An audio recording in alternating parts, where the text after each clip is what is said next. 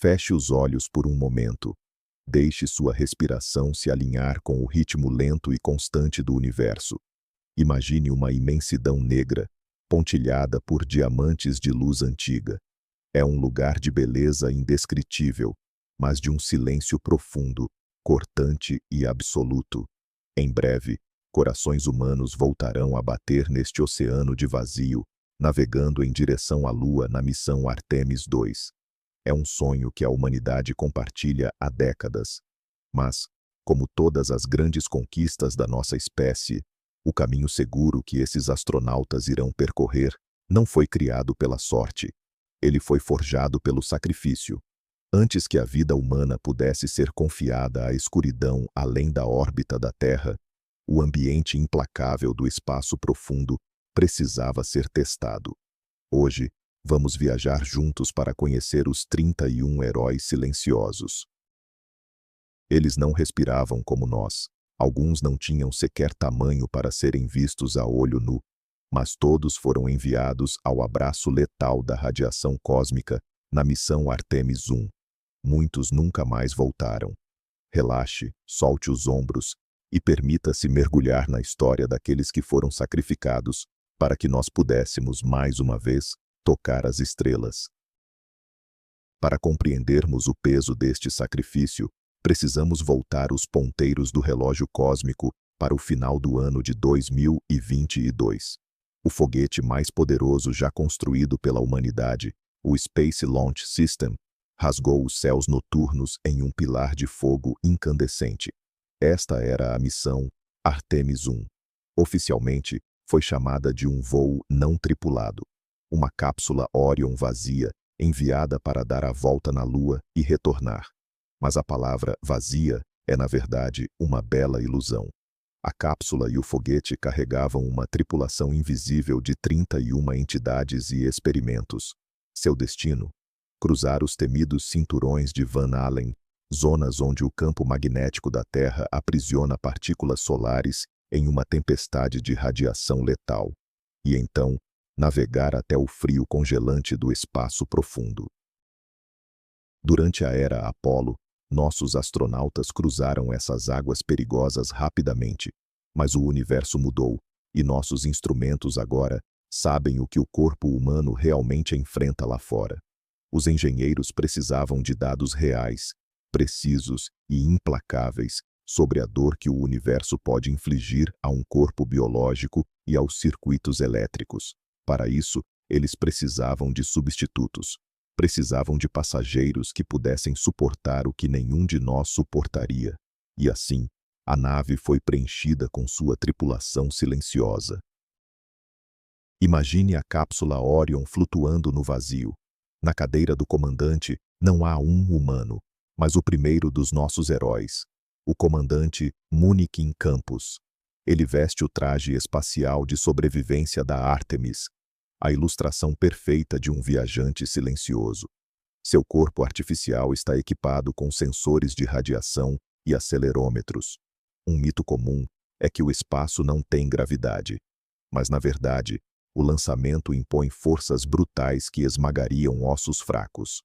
Campos estava lá para sentir cada vibração violenta, cada solavanco da ignição, absorvendo o choque para que, na Artemis II, nenhum astronauta real seja pego de surpresa. Mas o comandante Campos não estava sozinho nessa travessia solitária. Atrás dele, presas em assentos que deveriam ser macios, estavam duas figuras femininas pálidas e imóveis.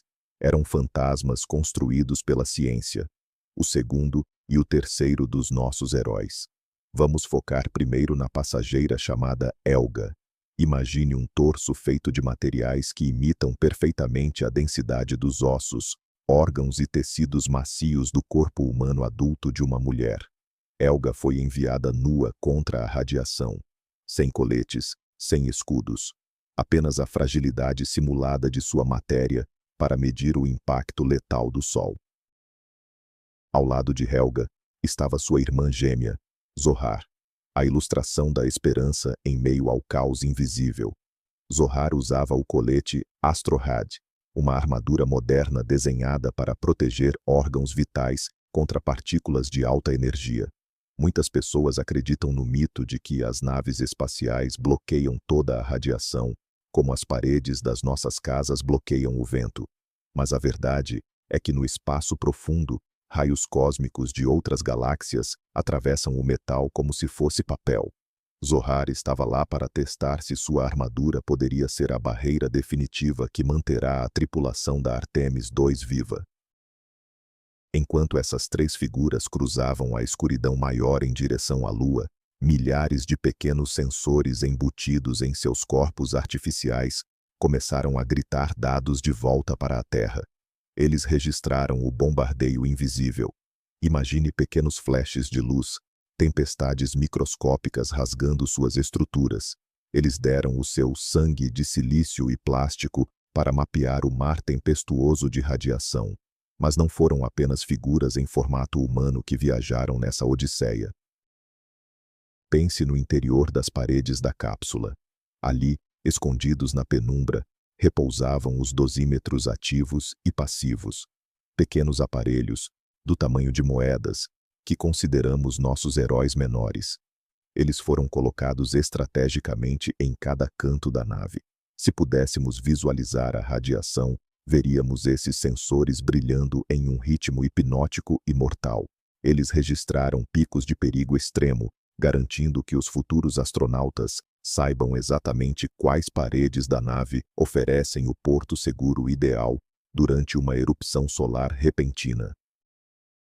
Aprofundando-nos nos compartimentos da nave, encontramos a biologia pura. O projeto BioSentinel. Imagine milhões de células de levedura vivas. O mesmo organismo simples que faz o pão crescer nas manhãs de domingo na Terra. Por que levedura? Há um mito de que apenas animais complexos podem nos ensinar sobre o espaço. Mas a levedura possui mecanismos de reparo de DNA muito semelhantes aos nossos. Elas foram as vidas microscópicas sacrificadas, expostas propositalmente à radiação profunda, para vermos se a própria estrutura da vida consegue se curar tão longe do calor do nosso planeta. Essas células microscópicas não podiam gritar, mas sua genética contava uma história de sobrevivência e morte. Imagine o frio paralisante lá fora, enquanto no interior do pequeno laboratório automatizado, os nutrientes tentavam manter essas células vivas. Muitas pereceram. A radiação rompeu suas cadeias de DNA irreparavelmente. Esse foi o sacrifício silencioso da biologia. A morte dessas pequenas células traçou o limite de segurança genética para a missão Artemis II. Mas o sacrifício não se limitou ao interior da cápsula Orion. Ao lado do enorme foguete, como sementes lançadas ao vento estelar, foram ejetados 10 pequenos satélites, conhecidos como CubeSats. Do tamanho de caixas de sapato, eles eram pequenos barcos lançados em um oceano bravio. O primeiro deles, Argomon, tinha a missão de registrar a grandiosidade do foguete se separando, como um fotógrafo que captura o último adeus. Ele registrou as imagens hipnóticas da Terra diminuindo, antes de continuar sua jornada fria e solitária, longe de casa. E então, temos o CubeSat Omotenashi, um pequeno e ambicioso pousador lunar do Japão. Imagine a delicadeza de uma caixa minúscula tentando pousar suavemente na superfície dura e poeirenta da Lua. Há um mito de que, no vácuo do espaço, equipamentos viajam sem problemas. Porém, o ambiente é caótico. As comunicações de Omotenashi começaram a falhar. Em meio ao vazio silencioso, ele perdeu sua voz.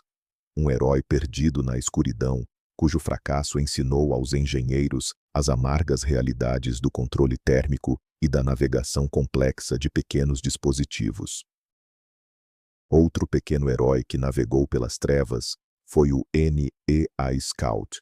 Sua ilustração mental é talvez a mais poética de todas.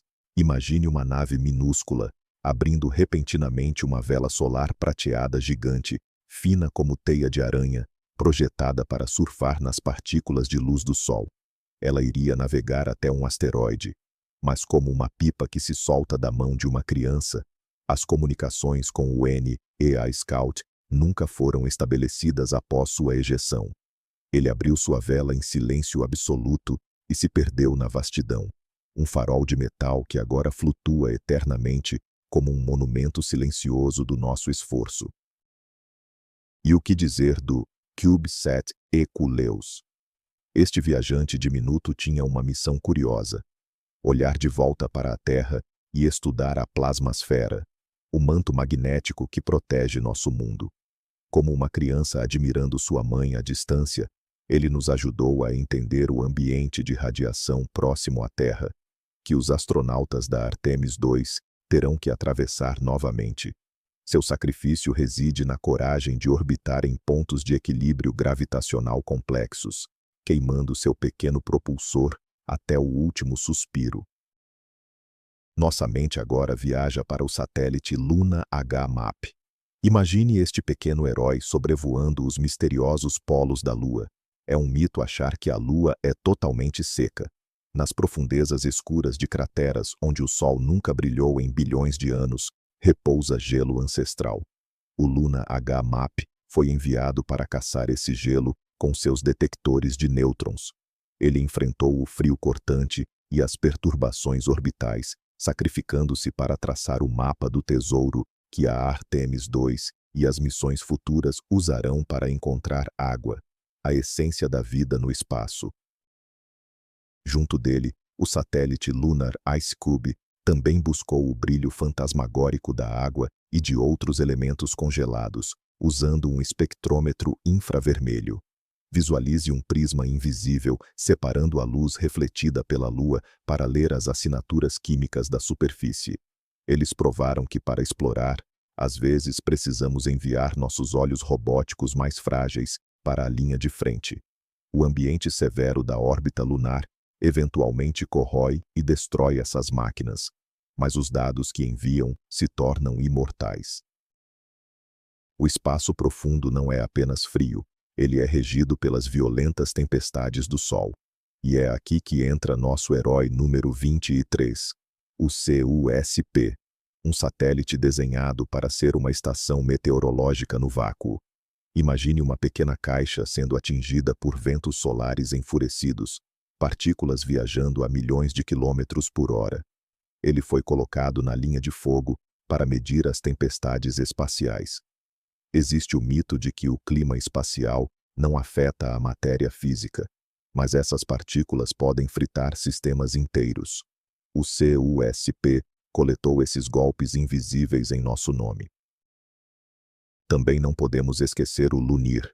Este herói minúsculo fez um sobrevoo rasante sobre a paisagem lunar, usando imagens termais para mapear a superfície com precisão sem precedentes. Pense nele como uma coruja noturna enxergando no escuro absoluto.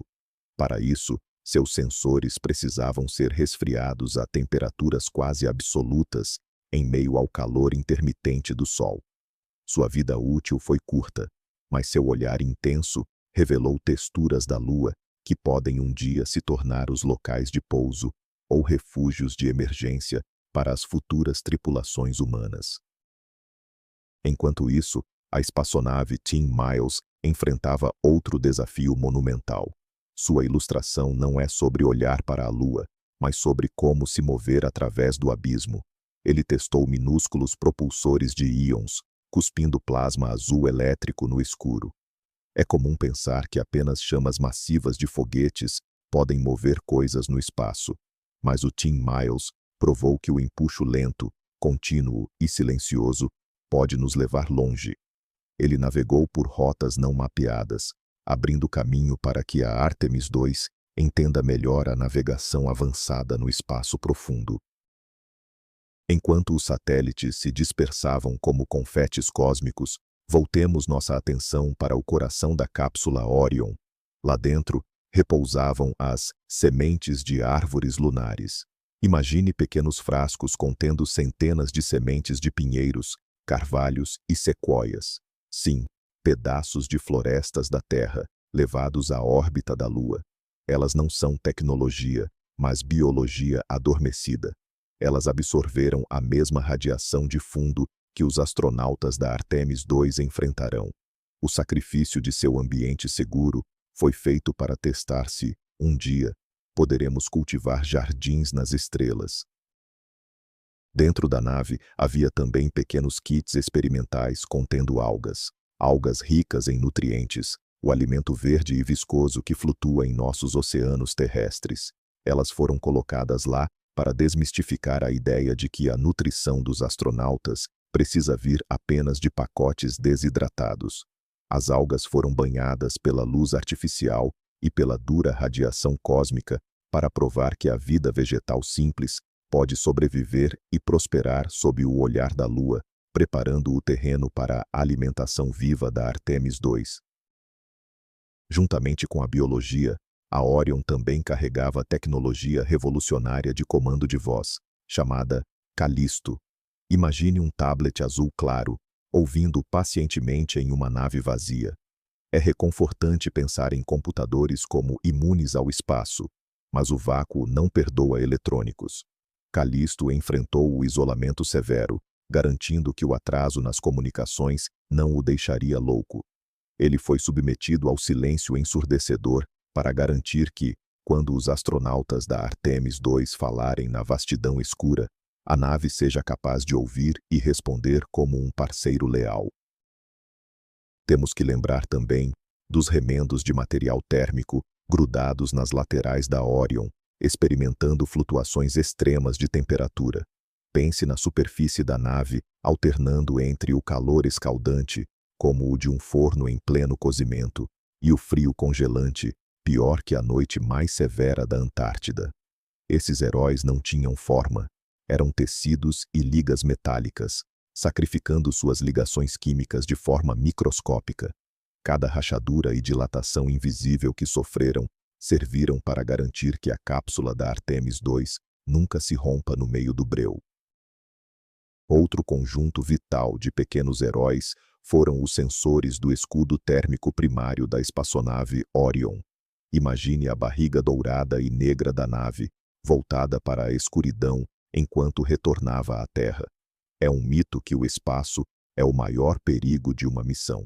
Na verdade, é o ar da Terra, o retorno. Os engenheiros sabiam que a Orion bateria na nossa atmosfera a mais de 40.000 km/h. Para entender o inferno que estava por vir, pequenos fios e termopares foram cravados no material ablativo, prontos para queimar e derreter em nome da ciência. Durante a viagem, a Orion também transportou microsatélites de comunicações projetados para operações internas. Eles funcionavam como o sistema nervoso da nave. Visualize redes de cabos finos como cabelos dourados. A variação de temperatura os esticava e contraía constantemente. O sacrifício dessas frágeis conexões provou que, mesmo sob o estresse das forças G, as veias digitais da nave poderiam manter os sistemas vitais fluindo, prometendo estabilidade emocional e comunicativa para os 4 humanos que se aventurarão na Artemis II.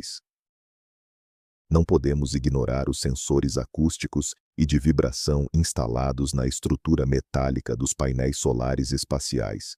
Quando a nave girava, pequenos cliques e gemidos do metal ecoavam através dos suportes. Ao contrário do mito, o espaço não impede que o som viaje através dos objetos sólidos. Eram como ossos estalando. Estes microfones de contato viveram para escutar o lamento do metal sob estresse extremo. Eles capturaram a sinfonia aterrorizante do estresse estrutural para que as paredes não entrem em colapso repentino ao redor da tripulação. Havia também o experimento Bionutrients. Imagine pequenos pacotes brilhantes de biologia sintética que deveriam produzir nutrientes sob demanda, usando apenas pó e água térmica da nave. Eles substituem a necessidade de prateleiras pesadas de comida. A radiação espacial ataca essas misturas químicas impiedosamente. Cada proteína desnaturada nesse processo foi uma vida microscópica sacrificada. Ao permitir que esses kits estragassem no espaço longo, nós aprendemos a fazer uma comida que não envenenará os astronautas da Artemis II na sua jornada mais solitária. Outro experimento biológico incluiu amostras de fungos conhecidos por suportar altos níveis de radiação em reatores nucleares na Terra. Imagine manchas escuras de fungos radiotróficos crescendo lentamente na cápsula em movimento. Existe um mito de que nenhuma vida sobrevive à radiação direta sem escudo de chumbo. Mas esses fungos prosperaram e devoraram as ondas assassinas. Eles sacrificaram suas próprias gerações lá no alto para nos revelar o segredo de como construir futuros escudos biológicos ao redor das naves das próximas décadas. Voltemos nossa mente para os propulsores de manobra, as pequenas chamas que dançavam ao redor do exterior da cápsula Orion para mantê-la no caminho certo. Cada acionamento queimava combustível em um balé solitário sobre a lua cinzenta. Mas esses bocais de escape de exaustão térmica também eram experimentos. Eles se submeteram à fadiga cíclica. A expansão e a contração constante das gargantas de metal causaram microfissuras. Um sacrifício material, garantindo que o coração pulsante da cápsula da Artemis II nunca falhe no momento crítico da ignição. E o que falar dos módulos de memória de estado sólido gravando as câmeras externas de alta definição? Imagine minúsculos chips de computador armazenando o brilho da Terra ao longe. Esses pequenos pedaços de silício enfrentaram erros de reversão de bits, um fenômeno onde raios cósmicos de fato atingem um minúsculo pedaço de hardware e transformam um 0 em um 1. Eles absorveram a confusão induzida pelo Sol para que possamos construir softwares à prova de falhas espaciais. Eles permitiram que seus dados fossem corrompidos para que a mente eletrônica da Artemis II permaneça lúcida. Na etapa final da missão, a verdadeira prova de fogo. A reentrada na atmosfera terrestre. A temperatura ao redor da nave atingiu mais de 2.700 graus Celsius. O plasma cercou a Orion como um manto incandescente, uma bolha de pura destruição. Os sensores embutidos no fundo da nave, nossos bravos heróis térmicos, foram literalmente derretidos, vaporizados camada por camada, enquanto enviavam freneticamente seus últimos bytes de informação. Um sacrifício em chamas no alto do céu do Oceano Pacífico. A cápsula bateu no mar revolto, sibilando enquanto o calor extremo encontrava a água fria. Quando os engenheiros finalmente abriram as escotilhas, o que eles encontraram não foram vencedores celebrando. Encontraram o comandante Campos, Elga, Zohar e os milhares de pequenos circuitos exaustos, alguns destruídos, outros alterados para sempre. Células biológicas mortas, satélites perdidos para sempre nos cantos escuros do universo, memórias eletrônicas fritas. Era o campo de batalha silencioso que só a ciência pode compreender e honrar. Todos esses componentes, essas 31 entidades, sejam elas manequins, sensores microscópicos, sementes de árvores ou leveduras solitárias, contam a mesma história. Eles foram enviados à escuridão para sofrer o que a humanidade teme. Eles colheram a dor térmica e radiológica do espaço profundo. A ilustração de seus corpos desgastados pela viagem é a garantia final do nosso sucesso.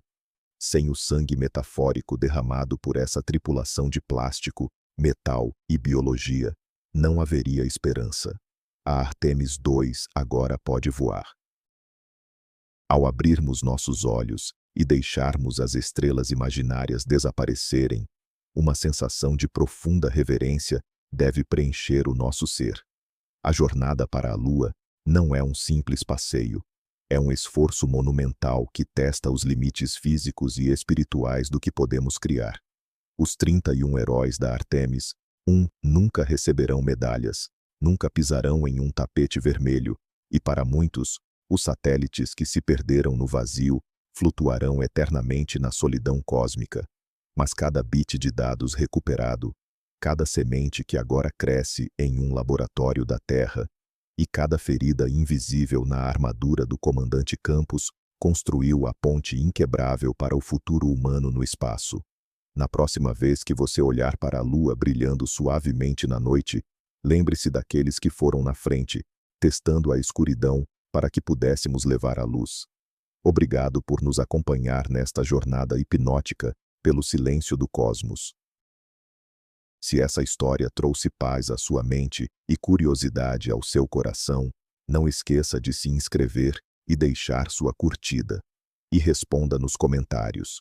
Se você pudesse mandar um objeto pessoal para o espaço profundo, assim como esses heróis silenciosos, o que você enviaria?